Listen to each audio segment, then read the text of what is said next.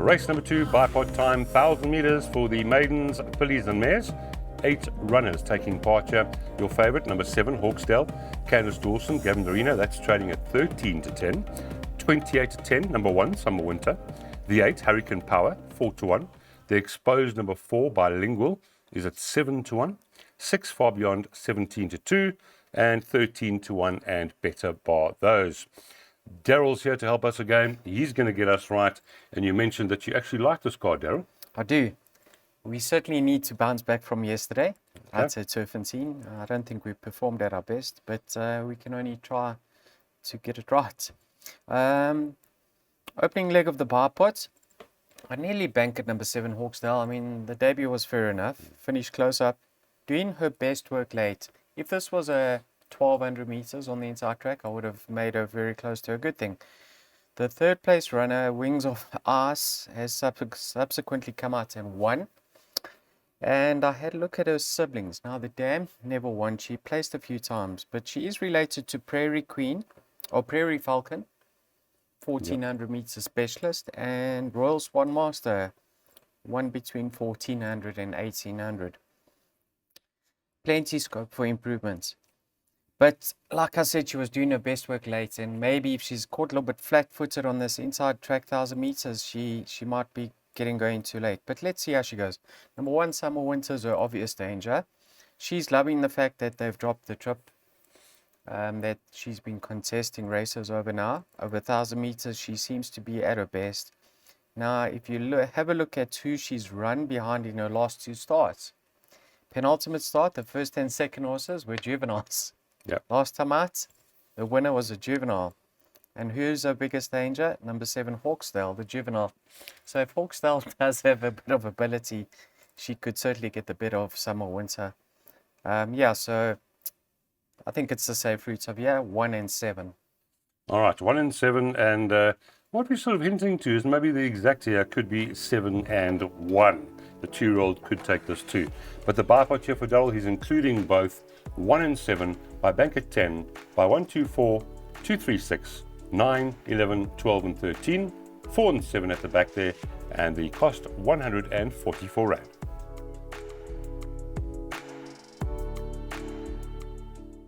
Race number 3, this is where our PA starts this afternoon, 1,450. Draw important, obviously, over 1,450, and it is the Fire Attack Maiden Handicap. Take note. Betting number 10, Waiting on Charlie, 17 to 10. 3, Mistakes, 28 to 10. 1, Messiah's Tiara is at 7 to 1. 17 to 2, number 6, Sasha Lee. And then 10 to 1, the pair 4, Trip to States, and 5, Parabellum. So, of course, the horses at the bottom are really well weighted, Daryl. How many do we need in the PA? 1 only. Ah, good. We like it.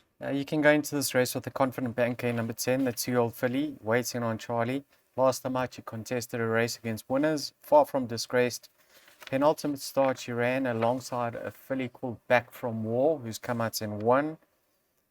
Having her peak run, 53.5 to shoulder, a neat draw. I love the way Kobedi Diaba's riding at the moment, very patiently. Talented man. So, everything points to getting it right in her 4th start. Mistakes, no, she isn't a filly or mare. That's a gelding. Yeah. Take note, it does get the surfaces of Gavin Dorina this time round, and the blinkers go on for the first time. But I think he appears a little bit limited. And the draw, I mean, it's a terrible draw. Yeah, the horses like Chieftain Shield ahead of him, Brigham. I don't know what to make of that. In this sort of lineup, I'll certainly give him a shot, but I prefer the lightly raced 2-year-old filly. Thereafter, I don't know what to make of it. It is a handicap, so if you look past those two, it does get very tricky. But I've got a clear first choice in number 10, Waiting on Charlie. I actually think we're getting the current price because of the jockey booking. I got no other reason why she's been priced up at her current odds. Oh, there we go. We like the confidence, Daryl. Thank you. Number 10, 17 to 10 currently. Bank at 10, first leg of the PA, by 2 and 4, by 2, 3, 6, by 9, 11, 12 and 13, by 4 and 7, by 2 and 6, 3, 5 and 8 in race number 9, 288 Rand to spend. Race 3 getting underway at 12:37. Race number 4 is a merit-rated 82 handicap, 2,600 meters. I know on course it's fantastic to watch these because they pass the finishing line in the first time round. Punters love that. It is the first leg of our pick 6, and there are 3 scratchings, importantly. 7, 8, and 9 gone. So there are only 6 runners. Betting, joint favourites. Number 1, To the Rescue, and number 2, Douglas Dragon, both 2 to 1. 33 to 10, number 6, Moment. Arlington Action, number 4, is at 4 to 1. And then it's 15 to 2 about number 3, Romeo's Magic. Same race as last time, Daryl. Yeah, except for no Vesuvio. That's right. And there's not much weight difference either, is there?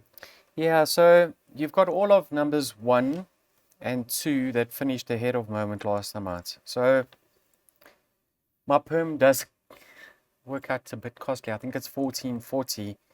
I've left out Moments. I'm probably going to end up kicking myself. I've gone with numbers 1, 2, and 4 here. The reason why I added in number 4 Arlington Action over number 6 Moments is because Gavin's only ridden the Son of Apache once, and he happened to win on him on that occasion. And he really goes well on the Turffontein inside track. He loves it, yeah. Small field, he's going to be watching it all unfold ahead of him. And if the pace is genuine, I'm sure Moment only got one style of running, and that's to stretch them out. He could be closing in the latter stages. Then you got To the Rescue. He's proving very honest, barring his penultimate start when he wasn't favorably treated at the weights. His form is very consistent, so he should run another bold race. Number 2 interests me over here, Douglas Dragon. You know, Jared Penny and Marcon remain faithful to each other. He's given him another chance over here, and Jared's going to try to take this with both hands. Having his peak run, and because it's a small field, this horse shouldn't have too much ground to make up in the straight, and I really think he's been primed for a race like this. Having his cherry ripe, got a 1 draw, is going to be just off the pace, and he's going to be quicking up, possibly best of all. So I'm leaning towards him as my top choice, Douglas Dragon. Respect for Arlington Action, To the Rescue, and thereafter, if you want to add one other, please include number 6. There we go. Yeah, we don't spend too much in these perms. Pick 6 for Daryl, 1, 2, and 4. By 1, 2, 3, 6, and 8. 9, 11, 12, and 13, leg 3. Leg 4, 4, and 7. 2 and 6, leg 5. 2, 3, 5, 6, 7, 8. Cost 1440. Pick 6, race 4 gets underway, 13:15. Race number 5 is a Fillies and Mares 64 Apprentice Handicap. Be careful. Jackpot 1, 2,000 meters, and a tongue tie goes on number 3, Lady Noir. That's it. 8 runners, and it's apprentices, so we have to tread carefully here. Number 1, Tio Toriati, is at 5 to 2. The 3, Lady Noir, is currently at 28 to 10. 4 to 1, number 2, Patches of Grey. The 6, Silver Flare, is at 9 to 2. Northern Kitten, 11 to 2. And then it's 15 to 1, and Better Bar those. So, Daryl, there's some apprentices that ride very well, some don't ride so well. Has that affected your selection? Yeah, I nearly banked this 2-year-old filly, Lady Noir, because Lee Harbour, firstly. yeah, he's riding extremely well. We know that Wayo gets them best over ground, and yeah, he has a filly that's been stepped up to 2,000 meters. They've taken the blinkers off to ensure that she settles in running. I had a look at her breeding now. Her second dam, I don't think her dam raced, but her second dam, obviously raced in New Zealand, and she won over 2,200. You know, normally there's a lot of stamina in those New Zealand Kiwi horses, pedigrees, so I think she will see it up, but I didn't bank her because she still has to prove it on track. The last thing I want to do is see my banker going out the back door with 200 meters to go. Yeah. Then you got a lot of azaleas for all form of year. All these fillies and mares are more or less in their place. Teo Toriati, Patches of Grey, Silver Flare, all finished alongside each other. That form line, I think there have been 7 odd runners. 6 of them have run unplaced in their next start, so it doesn't give you too much confidence. In saying that, you don't need confidence for a field of this nature because the form generally on offer here is below par. Then you got number 8, Northern Kitten. Now, her siblings only sprinted maximum 1400 meters, but who says she doesn't see out the trip? And if she does, she will be a factor in this sort of lineup. So I've included her. Strictly on breeding, she might have stamina doubts, but I mean, stranger things have happened. So she certainly goes into my play. Yeah, because it is an apprentice handicap, I've gone quite wide, as you can see, Lyle. Yeah, making perfect sense there. For those of you who are brave enough, you could banker the 3 and take a chance if you want. Daryl's just going to take a few there. Race 5, jackpot 1, 1, 2, 3, 6 and 8. By 9, 11, 12 and 13. By 4 and 7. By 2 and 6. And the cost there, 80 Rand for jackpot 1, 13.50. Race number 6 is a merit-rated 84 handicap. They're racing over 1 mile, 1,600 meters. And this is where jackpot 2 starts. 1 jockey change, 1 equipment change. Number 10, Casus Belli. How's it? I know that the owner. Belli, I think. Belli. Casus Belli. Number 10 is now ridden by Pilisandi in Toli. And number 14, Robert Browning.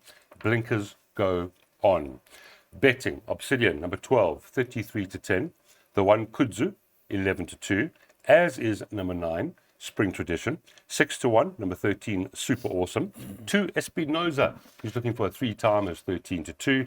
And then it's 10 to 1, number 11, Pocket Watch. Daryl, it doesn't look easy to me.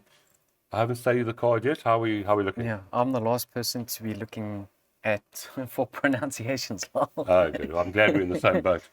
I often get phone calls from people saying, can you please pronounce my horse's name right? Sorry. Anyway. Number 9. What school did you go to? Glen Vista. Oh, jeepers, no wonder. Okay. You've said it all. Carry on. The Spring Tradition, number 9. Have a look at her dammies. Blossom. Now, Blossom ran second in the Oaks. Here's a horse that's been finally stepped up to a mile again. I think he's looking for this sort of trip. And especially after a rest, confirms that Mr. Washing Mowen's got him fit enough to do himself justice. And when Gavin rides for Whitehall, Yes, they 100%. do very well. Correct. He's engaged the booking of Gavin. The ratings come down to an 84, so I can certainly see him feature. Number 11, Pocket Watch. His ratings right down to an 80. They went very quick in his last start, so maybe he was flattered by that somewhat, but he's never far off. His last win was off 81, so he's actually below that mark. And he comes into this race very, very fit. So let's just put it this way. There's no excuses for him now. Yeah, he should be there. Yes. Yeah. Number 12, Obsidian. I think Simanga's had the choice. Maybe they wanted to engage Trent because of that weight to take some off his back. But I think Obsidian's more progressive. He's a lightly raised 3-year-old by Europe. Now, Europe stayed all day. So he's another one that's taken some time to strengthen up. He's obviously benefited from that time off the track, that break. And his 2 runs since then have been encouraging. That form line has worked out. There has been a winner. I'm just trying to think who it was. I think, was it Saldus again? I think Saldus won again. Yeah, yes. Saldus won again. And Unsolved Riddle won from there. So, yeah, he's having his peak run and Kamala stays aboard him. And then have a look at number 13, Super Awesome. Now, this is the horse I find very interesting. He's been up to a mile now.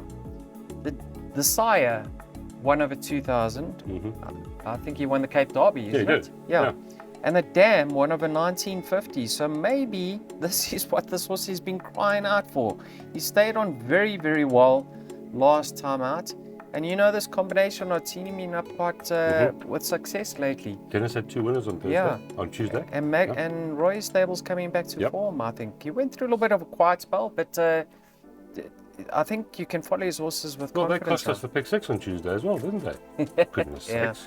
So, yeah, I'm really, really keen to see how number 13 goes over a mile. So, the race doesn't stop there with numbers 9, 11, 12, and 13. If you want to go wider, I'm sure Kudzu has to go in. looking for a little bit of a roughie, hat trick or treat, Warhawk Bomber, Skittle Skies. Yeah, so Espinoza, you either choose to go with me or against me. And I must just tell the punters out there while we're chatting about this, Daryl could easily put field there. We're trying to make it affordable for punters out there, so add whatever you want. Jackpot 2, race 6, 9, 11, 12 and 13, by 4 and 7, by 2 and 6, by 2, 3, 5, 6, 7, 8, cost 96 Rand. Race number 7, it is a merit rated 72 handicap, again for the apprentices, and they're racing over the 1600 meters. Number 10, Perini Palace, Alamites on, gin strike, blinkers off. Betting 2 to 1. Number 4, Unsolved Riddle for Grant Maroon. The 1 horse, Lady Sabrina, 7 to 2. 11 to 2, number 7, the Betcha. The 6 Flag Bearer, 13 to 2. 8 Carnello, 9 to 1. Panning Gold, 10 to 1. War Reporter, 10 to 1. 12 to 1 and better bar those. Daryl, the apprentices again. I see Trent's riding the 4, Niven's riding number 7, and Mr. Lahaba, James Lahaba riding number 1. So we do have more experienced apprentices on some of the favourites here. Yeah, and the leading apprentice currently is Trent, eh? Only Correct, yeah. Just ahead of you now. Just a few. Yeah. James Lahaba is chasing. I really hope he cracks it over here. As his first winner since coming back from his injury on number 4, Unsolved Riddle. Tell you something, Lau. I've never really taken note of this horse, but when I saw him in the canter post in his last start, I said to myself, wow, Grant Maroon's got him looking oh so well up here on the half field. And he ran accordingly. That was his first run with blinkers in quite some time. He settled behind the pace. He quickened on by. Now, many are going to say Viva de Janeiro didn't frank that form, but he was backed up quite soon, and maybe that race came too quick for him. A £3 penalty could prove to be very, very lenient. In his penultimate start, maybe that form line behind Sell the Sky's been franked with Obsidian in the previous race. Then you've got, have a look at this, Lebeccio, number 7. 2 of his 3 career wins have been over this course in distance, so he obviously loves it, yeah? Mr. Nastelli knows him well. Last time out, he did good late work from a terrible draw on the Vaal Classic track. But have a look. He was in receipt of Sell the Sky, weight from Sell the Sky on that occasion. An Unsolved Riddle was giving Sell the Sky weight. So I've still got a preference for Unsolved Riddle. I think I actually liked his victory on the half field last time out. So I am going 4 from 7 over here. It is a apprentice handicap, and you might want to go wider, but I'm actually very confident because I was nearly bankering number 4 in all bets, so I do have backup in Lebeccio. Right, we like it. Here we go. Pick 3, final pick 3 on the card. 4 and 7, by 2 and 6, by 3, 5 and 8. 12 Rand to spend there for the pick 3. You can add as many as you want. 15.05 the off.